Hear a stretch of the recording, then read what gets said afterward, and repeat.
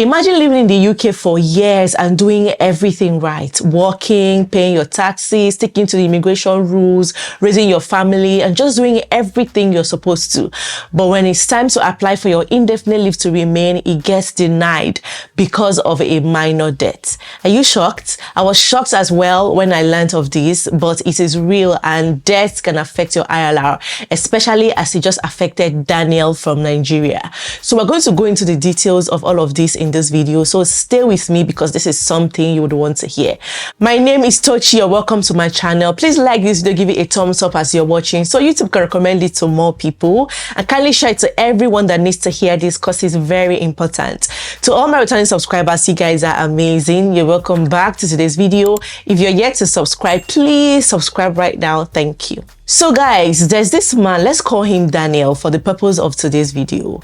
He came into the UK on a skilled worker visa legally, and doing everything he's supposed to do, facing his job, no issues at work whatsoever. When you apply for your indefinite leave to remain, there's just this anxiety, you're nervous, you don't know, because you're just waiting for what the outcome will be. You don't know what it's going to be. Is it going to be accepted? Is it going to be rejected? Even though you are hopeful, you're positive that you have done everything well, you've met the salary requirements, you've met the eligibility criteria, you've spent the number of years required of you, you've done everything, you have good character, passed your life in the UK test, the English requirements, everything, you have met it. But then again, you don't even know what the Home Office will be checking on their own end, and they might just find you wanting. This was exactly what happened to Daniel. So when the email came, they told him that his application was refused. Why? Because of a £300 debt. So it was not a mortgage, it was not car loan, it was not anything that you could even think about when you hear debt. It was not NHS debt, nothing.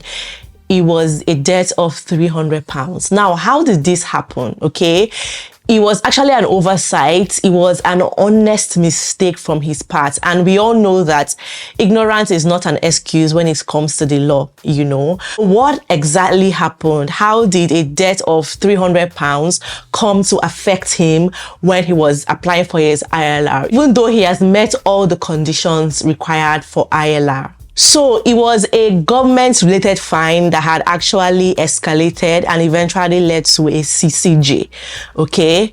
And that changed everything for him. Now, what is a CCJ? Some of you might ask. It's county court judgment. Someone, maybe an organization or the council or a company, takes you to court for owing them money, and then the court decides that you're actually owing them money, and it's now recorded on your name. It's now in your file. And once a CCJ is on your file, you guys know that once anything is on your file in the UK, they will know, they just have a way of knowing. And when you're even filling your ILR form, they ask all sorts of questions. Do you have any criminal record? Do you have this? They want to know exactly what your status is. So they just want to know how you're living your life, how it's been with you, everything about you, literally. You guys know how all those questions are. It's usually a lot, and once anything's on your file, they will pick it out. So that was how this CCJ was on his file, but he didn't know.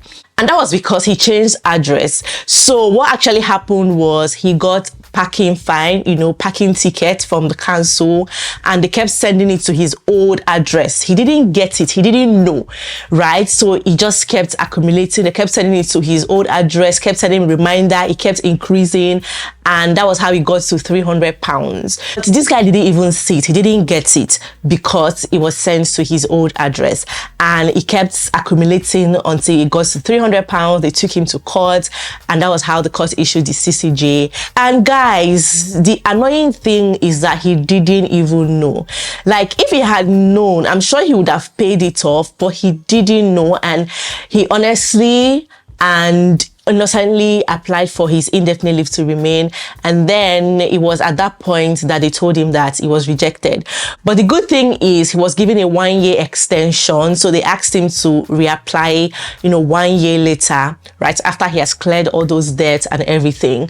Some people might not even be lucky to get that 1 year. Some people will just be outright denial and all of that. But yeah, when I heard the story, I just thought to share with you, just so that you know exactly what can hinder your ILR, and just so that you understand what's going on, because I'm sure a lot of people didn't even know. Myself, I didn't know about this until I heard this story. So these are some of the things that we should consider. And remember that the government have also introduced the past suitability rule, where it is now left for the Home Office to decide who is suitable to get ILR or not. A lot of things have changed. You guys know. Keep yourself updated so you know what's going on, because ignorance is not an excuse. You won't say, oh, I didn't know. So that was it for this guy, and that was how he lost the chance of getting ILR at the time he applied, and that was how his money also went. And you guys, when they deny your ILR, nobody's refunding you anything. And you guys know how much ILR is. Right now, it's over £3,000, right? So imagine paying that and it get denied. You now start going to look for another £3,000 to apply again. So it's not something anybody wants to go through. That's why you should just try to always check these things, right? And even now, governments even re-emphasize this. The government have always had power to decide on who gets ILR and all of that, but now they're even re-emphasizing it, and Home Office is not smiling anymore. You know how the Home Secretary have said that if you're owing any form of debt, no ILR for you. Any type of criminal record, whether it's minor or serious offense, no ILR for you. Like, they're now very, very serious with this. And you guys know the buzz around ILR right now, whether they're extending it or not, the conditions you have to meet to get. I feel like they're even trying to cut down the number of people that are getting ILR. So that was just the shocking part of this whole experience. Daniel didn't even know a CCJ existed. Okay, it was just a parking charge that he missed, and letters that he missed as well, because it was a series of letters. They kept sending him letters and he didn't pay, and they thought, oh, you're ignoring us. Okay, we're going to take you to court. And he didn't even know. Everything was sent to his former address, because he has changed address, and they kept sending it to this old address. That's why you understand sometimes when people say, sometimes the Home Office might not even say anything. You're doing something, you feel like, oh, I've not gotten any letter, I've not gotten any warning letter, I've not gotten any, nobody is even asking me not to do anything. But you don't know that they might be waiting for you at the point of ILR. It's right now, there are so many conditions you need to meet to get ILR. You guys, you need to go and read that past stability rule to see everything that they listed. There are so many of them. And I somehow recently even read a story of a lady.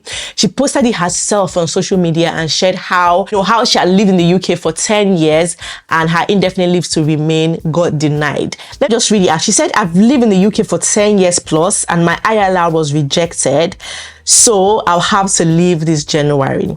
I'm 29 years old, property manager, and in that time, I've received 2 degrees, built 3 companies that are hiring British residents with yearly revenue of 350 to 400k, bought a property on 35-year mortgage, received multiple industry awards, passed life in the UK exams, spent here well over 250,000 on visas, tuitions, and various form of taxes. I guess I'm the problem to British economy. My application, she said she paid 6k plus, got rejected because in 10 years I'm not allowed to leave the UK for 548 days and my absence was 602 days. This is because I had to fly back home during COVID-19 lockdown as I had serious health issues. So she shared this and how she's been asked to leave the UK by January. And as much as this is very painful, I just wish her all the best. But one thing that we have to learn from this is that if you are a migrant, as an immigrant in any country, your immigration status is very, very important. So you must do everything you can to guard this. If you don't understand some things, speak with an expert who can explain it to you, right? Stay updated, understand the requirements, what you can do and cannot do, because it's very, very important. Every other thing is secondary. Now, the Home Office is not even looking at all these things she has achieved, all the properties she has bought, the awards, the how she's employing people. They're not looking at that. To them now, you have not met the conditions or you missed something, so you're not qualified for ILR, and that is it for them, So your immigration status, you have to guard it with your heart, with everything in you, because that's what will determine your stay in the country, and eventually if you're going to get your permanent resident of that country and stuff like that. So you have to understand it and protect it, because that's the most important thing. Every other thing is secondary. So yeah, government have really been emphasizing on debts recently, and we all should understand the kind of debts they mean and how it can affect you as well. You know, NHS charges, you know, home office fees, council tax charges if you're owing the local council, or maybe you're even owing your taxes. You know, so the government have been saying it. If you owe government money, don't expect to get ILR. We know that this isn't new, okay, but the emphasis now has been very loud. I'm sure everybody have been hearing it loud and clear. So, and you know, when you hear debt as well, I remember that when the government made that announcement, a lot of people were just asking questions on social media. Oh, is mortgage also considered as that kind of debt? Car loan, credit card, or owing Klarna? You know, a lot of people were just asking questions, but I don't think all those ones count, except they now escalate into court fines and you're owing courts and you don't pay. I think that's when it now begins to count. But all those personal loans, private loans, I don't think it counts. But government says government loan, like when you're owing the government, if you're owing the government, don't expect to get IRA. That's how she said it. So if you know other loans, if you've had cases like this, please let us know in the comment section. I even heard of one this time around. It was a phone contract. You know how everybody has a phone contract, you know, it was this one that actually got him into trouble. But the good thing is he found out on time and was able to sort it out. You know, as the company reported him as that he defaulted in his payment. He thought he cancelled it, but he didn't, and he didn't pay for it or something like that. And then obviously they got a court order as well. And yeah, but he, in his own case, he got it, right? And then he paid for it.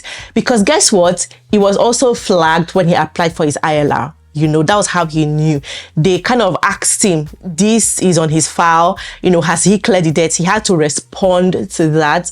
While his application was still pending, Home Office sent him an email and said, can you explain to us this, why this is on your file and everything? And he explained that he has paid it off, that it was a mistake and, you know, oversight and everything, and that he has paid it off, and, you know, puts evidence of payments and the email he got from the company acknowledging payments and closing the case or cancelling it and everything. And he had to send it back. And that was how his ILR was approved, you know. So guys, it's crazy. Like some of these things you hear sometimes and you think, oh, it is even real. Yes, guys, it's real. There are even more. Some of them, they don't make it on the internet. Some of them, you don't even know people happen to. People just packed their bag and just left the UK without you hearing about the stories. And some of these stories are from people as well who had to share to their friends and family. And somehow you just get to hear about it. And you're like, okay, after hearing this, I just need you guys to know what's going on. Because guys, I'm here for you. I'm here to keep you updated. My videos are basically for information purpose, okay? It is not an immigration advice. If you need an expert opinion or advice, do well to get one, because this does not replace it. This is strictly to keep you informed, to let you know what's going on. If you don't understand some things, you should seek an expert opinion or advice as well, because it's very, very important. You know, all of this information, you can easily find them on government website at gov.uk to understand what's going on, to know, okay, the requirements, because these things are changing every day. Some of the things you knew when you first entered the UK, or even 2 years ago, or even last year, have changed today, right? Because immigration rules have been changing. They change every time, and we've experienced constant, like I think it's just recently been constant, more constant recently, you know. So things have really changed, and you need to stay up to date. You might not be able to keep up with everything, but I try to like break them down for you as much as I can, just so you understand and try to stay updated, especially if you don't have the time to go check them out for yourself or read them up or follow the news, because it can be a lot. Like when you're trying to catch up with this one, more are just coming up and you don't even know, like, I thought I just heard this today, how come there's another one tomorrow, how come, you know, things like that. So yeah, let me know what you think about this. Have you heard of anything like that? Did you get value from this video? Have you learned something new today? Let me know in the comment section. So thank you everyone for watching. I'll see you guys in my next video. Bye bye.